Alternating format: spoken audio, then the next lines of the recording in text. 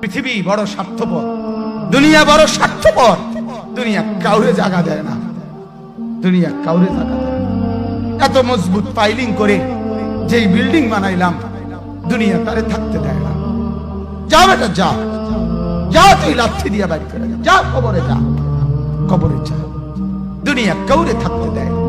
দুনিয়া কত ক্ষমতা ধরকে মাটির নিচে ফেলায় দিছে, দুনিয়া কত সম্পদ আলাকে মাটির নিচে ফেলে দিছে, দুনিয়া কত সুন্দরী নারীকে মাটির নিচে ফেলায় দিছে, মাটির সাথে রেজা রেজা করে ফেলছে।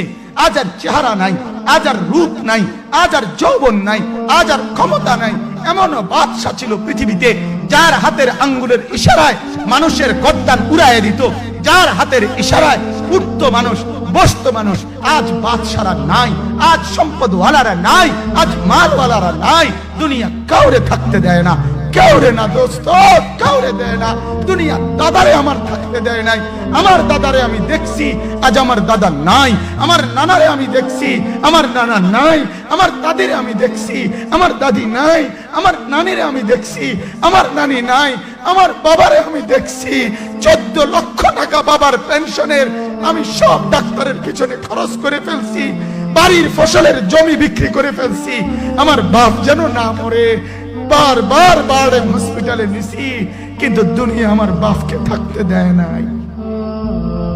আমার বাপ কবরে চলে গেছে, দুনিয়া কাউরে থাকতে দেয় না, কাউরে না, কাউরে না, কাউরে না, কাউরে না। আমার বাপ দুনিয়া কাউরে থাকতে দেয় না। তুমি থাকবা না, তুমি থাকবা না। দুনিয়ার ধোকায় পড়ো না বাপ, দুনিয়ার ধোকায় পড়ো না।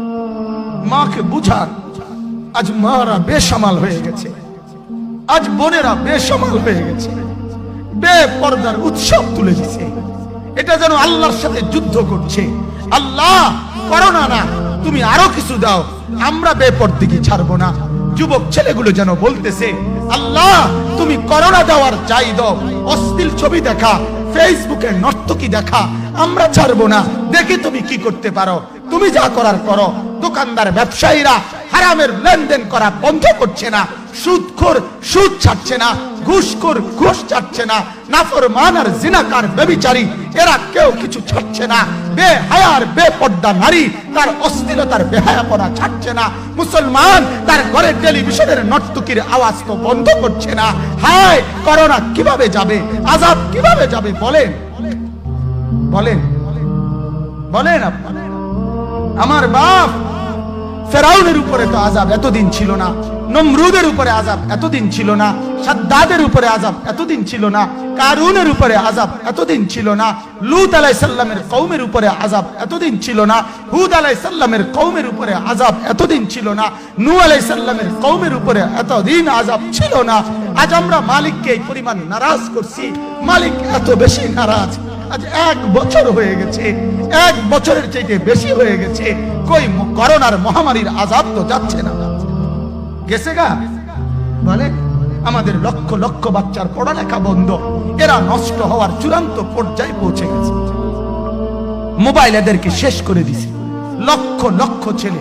গতকালকে এক মা আমার আত্মীয় ফোন দিয়া বলতেছে, সকাল 10টায় বাচ্চাটা ঘর থেকে মোবাইল লইয়া বাইর হইছে, রাতের 10টায় মা তারে ফোন দিয়া বলছে, বাপ ঘরে আসতি না, ভাত খাইতি না। বাচ্চা তারে বলতেছে, তোমার অসুবিধা কি, তোমার সমস্যা কি? মা এই কথা বইলা কাঁদা দিছে যে, শোনেন হুজুর কদ্দুর দোয়া করো। এক বাচ্চা, এক ছেলে, সে যদি তার মাকে কথা বলতে পারে, তার মানে গুনাহ তারে এত মজা দিয়া দিছে, ফেসবুক তারে এত মজা দিয়া দিছে, ইউটিউব তারে এত মজা দিয়া দিছে, নর্তকী তারে এত মজা দিয়া দিছে, গুনার দৃশ্য তারে এত মজা দিয়া দিছে, সে মাকে ধমক দিচ্ছে। রাত 10টা বাজলে কি হইছে, রাতের 3টা পর্যন্ত দেখলে তোমার সমস্যা কি? আমার আখিরাত আমি নষ্ট করলে তোমার অসুবিধা কি? আমার জাহান্নাম আমি ঠিক করে নিলে তোমার সমস্যা কি? আল্লাহ আমাদেরকে মাফ করে দেন, আল্লাহ আমার জাতিকে মাফ করে দেন।